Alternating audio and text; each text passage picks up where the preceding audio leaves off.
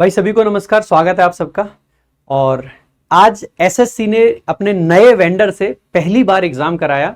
Selection post का exam था जिसमें जो बच्चों के रिव्यूज हैं उसके हिसाब से आप कमेंट बॉक्स में भी रिव्यू देख लेंगे। मैंने यहाँ स्क्रीनशॉट नहीं डाले हैं, लेकिन बहुत सारे बच्चों के मैसेजेस, बहुत सारी जगह पे कमेंट्स कि इतना खराब सेंटर है, कई जगह पे एग्जाम कैंसिल हुआ। 2 सेंटर ऐसे रहे आपके जहाँ पे एग्जाम कैंसिल हुआ, एक पवन गंगा था और एक आपका हुगली था।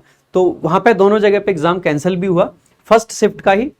तो काफी सारी परेशानियां बच्चों को झेलनी पड़ रही हैं। सबसे पहली दिक्कत तो ये आई कि बच्चों को भैया 500 600 किलोमीटर दूर सेंटर डाले गए। अब सोचो एक बच्चा 500 किलोमीटर 600 किलोमीटर दूर पेपर देने गया है, उसका पेपर कैंसिल हो जाए, कैसा लगेगा मेरे भाई। अभी ये भी नहीं पता है कि अगली दोबारा की डेट 2 दिन में मिलेगी, 4 दिन में मिलेगी या पेपर के बाद मिलेगी, कब मिलेगा। मतलब आपका अगस्त में जाके आएगी या जुलाई में आ जाएगी या कल की आ जाए। बच्चे को ये नहीं समझ आ रहा है कि मैं वापस जाऊं अपने घर या फिर यहीं पर आराम करूं, यहीं पर रुकूं। आराम तो क्या ही कर पाएगा कोई आदमी ऐसे में।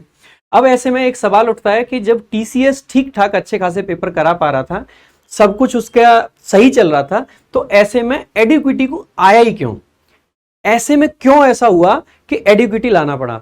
मेरे भाई अब यहां पर बहुत सारे बच्चे टीचर्स को भी गाली दे रहे हैं। एक बार सोच लिया करो, समझ लिया करो, किसी के प्रोटेस्ट करने से, किसी के वहां जाके डिमांड करने से कभी भी ये जो टेंडर मिलता है ना, जो ये जो वेंडर फाइनल होता है, ये नहीं होता है। मैं आपको एग्जैक्ट प्रोसेस समझाता हूं। देखो, एक बात ध्यान रखना, जिन लोगों से आप पढ़ते हैं उन लोगों ने आपके लिए एक कोशिश करी थी रिफॉर्म्स लाने की। रिफॉर्म्स लाने की कोशिश करी थी, उसमें कभी भी ये नहीं था कि टीसीएस को हटाया जाए। इनफैक्ट उस रिफॉर्म्स की लिस्ट में ना, अगर मैं आपको दिखाऊं तो हमने एक ये पॉइंट जरूर रखा था कि ये जो एडिक्विटी आपका वेंडर फाइनल हो रहा है, इसको हटाया जाए। Revoke center management tender of adequacy, ये आपका हमारा पॉइंट था उसमें कि भाई एडिक्विटी के इस टेंडर को रिवोक करें। ये आपको पता होना चाहिए। जो आपका मेंस का एग्जाम था वो आपका जनवरी में हुआ था, 18 और 20 जनवरी को। जो रिजल्ट आया था वो मार्च में आया था। तो जो प्रोटेस्ट था ना पूरा का पूरा टीचर्स का, जो सीजीओ कॉम्प्लेक्स भी गए, ऑनलाइन प्रोटेस्ट भी किया, सीजीओ कॉम्प्लेक्स जाके बहुत सारी डिमांड्स रखी, एसएससी से भी मिले, चेयरमैन से। तो बेसिकली वो आपका मार्च के लास्ट में था, मार्च 2025 के एंड में था, ठीक है। और इसके अलावा अप्रैल मिड में भी हमने किया था, लगभग 14 अप्रैल के करीब ये किया था, अप्रैल मिड में। यानी कि ये तो 2025 में हमने किया है। क्या ये टेंडर आपका टीसीएस को बाद में हटाया है, प्रोटेस्ट करा इसलिए हटाया है? भाई थोड़ा सा सोच समझ के बोला करो। जिन टीचर से आप पढ़ रहे हो उनको गाली देते हुए एक बार सोचा करो। आपने वो संस्कृत का श्लोक पढ़ा है ना, विद्या ददाते विनयम। इसका मतलब होता है कि जो विद्या है ना, उससे आदमी को विनय आता है, मतलब विनम्रता आती है। और उस विनम्रता से बेसिकली आपका शिक्षा आती है, पात्रता आती है, ठीक है। तो आपको ये समझना चाहिए कि आप ना, मतलब विनम्रता आपके अंदर होनी चाहिए। किसी भी बात को कहने की गाली वाली नहीं देना चाहिए। मैं आपके सामने दिखाता हूं कि क्या एक्चुअली में टीचर्स की वजह से ऐसा हुआ है। मतलब पढ़े लिखे लोग हो यार। ये एसएससी की वेबसाइट है, ठीक है। ये वेबसाइट पर आप जाओगे ना, ये टेंडर का एक सेक्शन है। इस टेंडर के सेक्शन में जाओगे ना तो आप पाओगे कि ये राजी 29 नवंबर को request for proposal of for identification of service provider to conduct computer based test. जब आप इसको डाउनलोड कर लोगे ना, और डाउनलोड करने के बाद में जब आप इसको खोलोगे तो आपको ये मिलेगा कि एसएससी ने क्या निकाला है, ये निकाला है रिक्वेस्ट फॉर प्रपोजल, जिसको आरएफपी बोल देते हैं, ठीक है। RFP, request for proposal. किस चीज के लिए ये आरएफपी, मैं आपको यहाँ पे ना, अगर आप पढ़ के भी देखोगे ना, पढ़े लिखे हो ऐसा मान के चलता हूं मैं, ठीक है। तो इसमें यह है कि एसएससी क्या क्या करवाती है। तो की इंफॉर्मेशन है कि एसएससी को एक सर्विस प्रोवाइडर चाहिए। A set of providers have been empanelled, यानी कि जब ये टेंडर आया है, यानी कि 29 नवंबर को, उस टाइम तक हैव बीन इम्पैनल्ड, यानी कि क्वेश्चन क्रिएट करने के लिए एक सर्विस प्रोवाइडर पहले से ही फाइनल कर रखा था एसएससी ने, जो कि ना टीसीएस है और ना ही बेसिकली आपका एडिक्विटी है, ठीक है। ये अभी किसी को नहीं पता कि कौन है। इसके बाद में ये कहा है कि the weighted final question items along with answer choices जो है वो बेसिकली एक सेंट्रल सिस्टम में वो करे जाएंगे।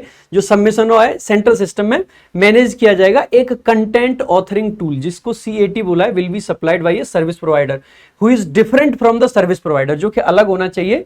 Who are empanelled as content creator, content creator अलग होगा, इसको रखने वाला जो था वो अलग।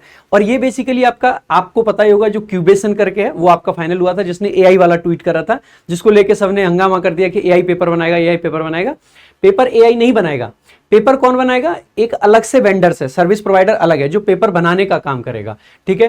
दूसरा काम किसका है, जो CAT है, कंटेंट ऑथरिंग टूल है बेसिकली, जहां में से ना पेपर सेलेक्ट होंगे, क्वेश्चंस बहुत सारे अवेलेबल हैं, एक पूरा क्वेश्चन बैंक है जो कि जो क्वेश्चन बैंक क्रिएशन वाला वेंडर है उसने बनाया है, उसमें से क्वेश्चन सेलेक्ट होंगे, जिसको बेसिकली कौन कर रहा है, एक डिफरेंट वो है जो क्यूबेशन है, जो AI की मदद से कर रहा है। इसके बाद में एक separate service provider will be responsible for handling the computer based examination. Separate service provider इसके लिए होना चाहिए। SSC has hired a service provider to monitor conduct, और यहां पे लिख रखा है हैज हायर्ड, यानी पहले से हायर्ड है, यानी कि ये तो देखो विल बी रिस्पॉन्सिबल, ये यानी कि अभी हायर करना था, और यहां पे फिर समरी दे रखी है कि इसमें क्या क्या चाहिए, सब अलग अलग चाहिए। This RFP request for proposal is for the empanelment of serial number 3, और 3 नंबर पे कौन है, कंडक्टिंग कंप्यूटर बेस्ड एग्जामिनेशन, ये उसके लिए। और कब आया ये भाई, 29 नवंबर 2024। और मेरे भाई टीचर लोग जो आपके लिए रिफॉर्म्स के लिए गए थे, अपनी क्लासेस छोड़ रहे थे, सब कुछ छोड़ रहे थे, वो कब गए आपके, मार्च और अप्रैल में। यार थोड़ा सा समझदारी दिखाया करो, गाली वाली देने से पहले सोच लिया करो। अभी कुछ लोग यहां भी गाली देंगे, कोई नहीं भाई, दे लो, थारा भाई हूं, आप दे ही सकते हो गाली। देखो अगर हम देखें ना, ये इसके बाद में और मैं आपको जानकारी देता हूं कि और जानकारी कहां मिलेगी।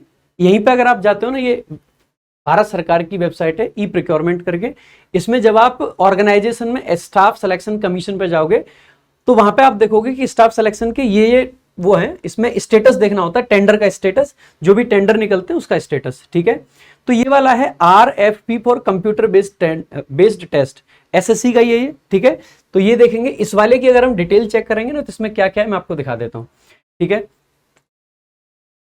ये बेसिकली एक बार रीस्टार्ट करना पड़ेगा, मतलब सेशन जो है दोबारा से मुझे, तब जाके होगा, ठीक है। तो जब हम टेंडर स्टेटस चेक करते हैं, वहां पे हमें बेसिकली ऑर्गेनाइजेशन में SSC सेलेक्ट करना पड़ेगा, यानी कि स्टाफ सिलेक्शन कमीशन।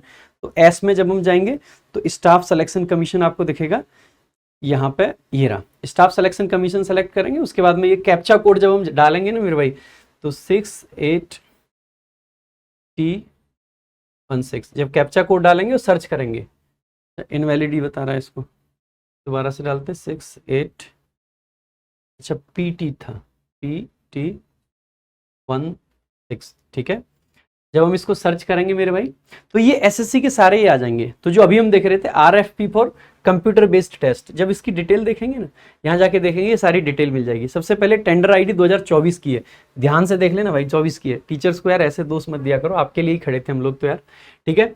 अगर इसको मोर डिटेल में देखोगे ना, तो इसकी डिटेल्स यहाँ जाके देखो, डेट्स आपको यहाँ पे सब दिख जाएंगी, कौन सी डेट कब आई है। ये जो कॉन्ट्रैक्ट है, ये इंपैनलमेंट करना है, बिड की वैलिडिटी 180 दिन है। इसका मतलब ये नहीं है कि ये 180 दिन के लिए हायर किया गया, नहीं, इसका मतलब है कि ये जो बिड ओपन हुई है ना, 180 दिन तक रहेगी, इसका ये मतलब होता है।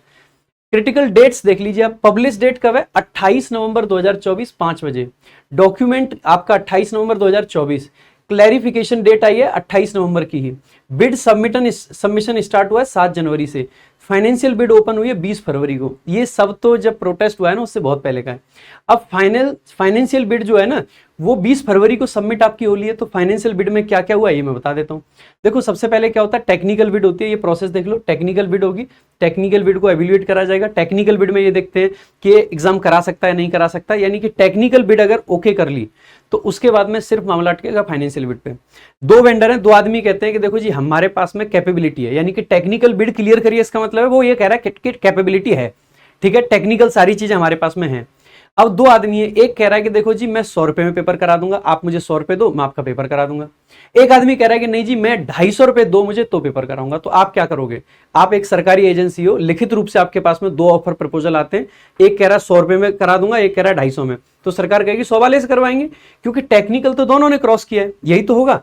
तो अब अगर आप इसको डिटेल में देखते हो ना मेरे भाई, ठीक है, तो जब डिटेल में देखोगे तो आपको ये मिलेगा कि जो बिड्स थी, टेक्निकल बिड किस किसने क्लियर करी, तो एडुक्विटी ने, NSEIT ने और टाटा कंसल्टेंसी सर्विसेज यानी कि TCS ने, इन तीनों ने करी थी। और ये 16 जनवरी को किया है।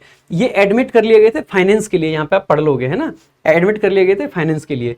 इसके बाद में फाइनेंशियल बिड आपकी होती है। फाइनेंस बिड जो हुई है उसमें देखो ये है फाइनेंस की बिड का, और इसका कब का अपडेट है, 20 फरवरी का ये, ठीक है। और फाइनेंशियल बिड किस किसने कितनी कितनी करी है, ये डाउनलोड किया है मैंने, ये डाउनलोड हो गया है आपका। इसको एक बार ओपन करके दिखा देता हूं मैं, ये आपका ओपन भी हो गया है, ठीक है। अब आप देखोगे किस किसने बिड करी है। एडुक्विटी का ये वाला बिड है, टाटा का ये वाला है, NSEIT का ये वाला है, ठीक है। आप देखोगे एडुकेटी ने मांगा 125 प्लस 46 यानी कि 171 रुपए, यानी कि एक बच्चे का ऑन एन एवरेज खर्चा एडुकेटी मांग रही है कितना, 171 रुपए। टीसीएस कितना मांग रहा है, 286 प्लस 25 यानी कि 311 रुपए। और एनएसईआईटी मांग रहा है 214 प्लस 75 यानी कि आपका 289 रुपीज। ठीक है, यानी कि आप में से अगर कोई भी होगा तो किस टेंडर को देगा बेसिकली, क्योंकि टेक्निकल तीनों ने पास करा है, तो ऑब्वियस ही बात है एडुकेटी को मिलेगा। और ये कब की बात है, 20 फरवरी की बात है मेरे भाई, 20 फरवरी की। यार किसी को गाली देने से या कुछ करने से आप लोगों को, क्या आप इतने नादान हो कि आपको लगता है कि 4 टीचर जाके एसएससी ऑफिस बैठ के इसीलिए टीसीएस को हटा दिया है?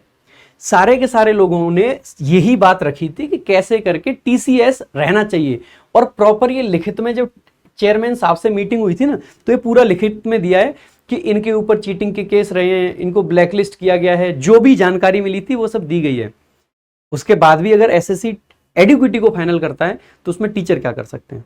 जिस टाइम पर रिफॉर्म्स की बात कर रहे थे तो आप ही लोग गाली दे रहे थे कि ये टीचर लोग बरगला रहे हैं। जिस टाइम पर बात कर रहे थे कि एडुकेटी के खिलाफ आवाज उठा लो या कुछ कर लो, तो आप लोगों को लग रहा था कि ये सब तो फालतू की बात कर रहे हैं, है ना। अब देखो काफी सारे टीचर्स को बहुत कुछ झेलना पड़ा इस प्रोटेस्ट के चक्कर में, लीगल नोटिस भी आए लोगों पे। जिन लोगों ने ना इतना सब कुछ झेला यार, उनको कम से कम गाली तो नहीं डिजर्व करते ना वो लोग। सब लोग आपके भले के लिए करते हैं। क्या किसी को एडुकेटी से कोई फायदा हो रहा था या टीसीएस से कोई नुकसान हो रहा था? किसी को भी नहीं। यार एक बात बताइए, एडुकेटी आती है या टीसीएस आता है, अल्टीमेटली एक टीचर को सबसे ज्यादा फायदा तब होगा जब एग्जाम फेयर हो। तो फेयर होने के लिए हमें तो टीसीएस ही सही लग रहा था, मेरा तो पर्सनल ओपिनियन यही था। मैं ये नहीं कह रहा हूं कि क्या है क्या नहीं है, पता चले कल को 2 लीगल नोटिस मेरे पास भी पड़े हों। मैं किसी को बुराई नहीं कर रहा हूं, किसी की अच्छा ही नहीं। आपके सामने एडुकेटी है, आपने टीसीएस देखा है, लेकिन प्लीज मैं आप सभी लोगों से बस ये रिक्वेस्ट करना चाहता हूं कि प्लीज किसी को गाली देने से पहले रिसर्च कर लें, फैक्ट्स चेक कर लें कि क्या है और क्या नहीं है, और उसके बाद में बेशक गाली दें। तो मेरे भाई बस ये एक जानकारी थी जो मुझे लगा कि सब बच्चों के पास में होनी चाहिए, क्योंकि मैं देख रहा हूँ कमेंट बॉक्स में और हर जगह बड़ी नेगेटिविटी भर रखी है। आगे टीसीएस नहीं करा रहा है, ये बात क्लियर है, एडुकेटी करा रहा है। अब आपके पेपर कैसे रहेंगे, सीजीएल में क्या मिसमैनेजमेंट रहेगा क्या नहीं रहेगा, I am not going to comment on anything यार। मैं किसी भी चीज पर कमेंट नहीं करूंगा, बस यही कहूंगा कि देखते हैं, उम्मीद करते हैं कि एसएससी जो सिलेक्शन पोस्ट का एग्जाम है इससे सीख लेगा और सीजीएल के टाइम पे कोई भी सेंटर दूर ना फेंके। अगर ये फेंकेगा तो इसमें बहुत बड़ा इशू रहेगा, और जो सेंटर जहां भी रखे उसके बाद में अच्छे तरीके से फेयर तरीके से एग्जाम कराए, कोई चीटिंग का केस नहीं आना चाहिए, इसी उम्मीद के साथ में हम तो कहते हैं। बाकी मेरे भाई वीडियो अच्छी लगी हो तो शेयर करें, जिससे कि लोगों के बीच में ये जो नेगेटिविटी है ये ना फैलनी चाहिए। मैं किसी का पक्ष नहीं ले रहा हूं, मैं किसी को सपोर्ट नहीं कर रहा हूं, मैं किसी को डिफेंड करने नहीं आया हूं। बहुत सिंपल सी बात है, जब मुझे लगता है कि बच्चे गलत राह पे जा रहे हैं तो बीइंग अ टीचर ये मेरी रिस्पॉन्सिबिलिटी है कि मैं सही राह दिखाऊं और सही राह बताऊं कि आखिरकार बात है क्या, एग्जैक्ट बात क्या है। ठीक है, अगर आपको बुरा लगा हो तो मतलब गाली दे सकते हैं, लेकिन मैं कहूंगा कि नहीं भाई प्लीज ऐसा ना करें। सारे लोग ना, सब टीचर लोग सब, यार आप सोचो ना, मेहनत करते हैं सब लोग, और मेहनत करते हैं उसके बाद में सबका घर परिवार है। आपका किया गया एक कमेंट किसके दिमाग में ना कैसे चुभ रहा होता है। आदमी अपने परिवार के साथ में 4 मिनट 5 मिनट शांति से सुख से रहना चाहता है, उसको उस टाइम पे आपकी गालियां याद आती हैं। आपको कोई एक आदमी कुछ कह जाता है तो 3 दिन तक आप लोगों का गुस्सा उतरता नहीं है कि इस आदमी ने मेरे से ऐसे कैसे कह दिया। आप सोचिए एक टीचर जो कि पब्लिक प्लेटफॉर्म पर पढ़ा रहा है, उसको जब आप गाली देते हैं, क्या उसके अंदर फीलिंग्स नहीं है, क्या उसके दिल की बातें नहीं है, क्या उसकी भावनाएं नहीं है? उसकी भी भावनाएं, उसका भी परिवार है, उसकी भी सारी चीजें हैं। कैसा लगता होगा जब आप किसी टीचर को गाली देते हैं? आप मेरी वीडियो पे मान लीजिए मेरे कोई गाली लिख दें इस बात पे कि तुमने ये एडुकेटी बुला दिया, हमने बुलाया नहीं है, मैं आपको मतलब प्रूफ दिखा चुका हूँ। लेकिन यही वीडियो के कमेंट मान लीजिए मेरे पापा देखते हैं और पापा को ये लगे कि यार बताओ, अच्छा खासा दिल्ली पुलिस में सब इंस्पेक्टर था, कहाँ छोड़ के लोगों की गाली खा ले आया। यही वीडियो के कमेंट अगर मेरी मम्मी देखती हैं तो आपको लगता है कि किसी के माता पिता इतने सक्षम होंगे मेंटली और इमोशनली? देख सकते हैं, वो लोगों के पास में एक्सेस है, उनके पास भी चैनल है, सब कुछ है, कमेंट उनको भी दिखते हैं, पढ़ वो भी सकते हैं। मेंटली क्या इतने स्ट्रांग होंगे कि बेटे को गालियां पड़ रही हैं, कोई बात नहीं, और बिना बात की पड़ रही हैं? तो मैं कहूँगा कि यार हर एक टीचर और हर किसी की अपनी एक मर्यादा होती है। गाली वाली और ये सब एटलीस्ट आप लोगों को सूट नहीं करना चाहिए। आप भारत सरकार में एक अच्छी नौकरी के लिए तलाश कर रहे हैं, आपको आगे चल के अफसर बनना है, और अफसर होने के ये गुण नहीं होते हैं। क्या आपने कभी यूपीएससी वालों को किसी को ऐसे गालियां देते देखा फर्जी तरीके से? कभी भी नहीं। मेरे भाई आप खुद जज मत बनिए ना, आप स्टूडेंट हैं, बढ़िया तरीके से पढ़ाई कीजिए। जिसका आपको लगता है कि ये आदमी बकवास करता है उसका मत देखिए, जिसका लगता है ये सही बात कहता है उसका देखिए। लेकिन कोई मान लीजिए आपको सही नहीं लग रहा है, जाके उसको गाली देना दैट्स नॉट अप्रोप्रिएट। ठीक है, बाकी थैंक यू सो मच। जय हिंद, जय भारत।